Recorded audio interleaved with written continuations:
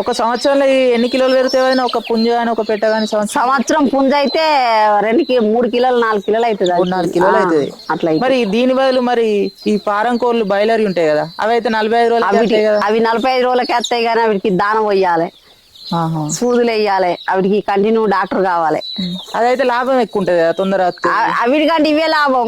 వీటికి మందు లేదా, సూది లేదా, గోళీ లేదా. వీటికి ఏ రోగాలు రావా? ఏ రోగం దాని కొంచెం తెల్లగా ఏరుతాయి, ఉల్లిగడ్డ పోసుకుంటే సరిపోతుంది. వీటికి ఉల్లిగడ్డ కోసేస్తే ఉల్లిగడ్డ కవర్ అవుతుంది. ఇంత పసుపు తీసి బియ్యంలో వాటర్ వేసి బియ్యానికి కలిపి చల్లితే కవర్ అయిపోతుంది.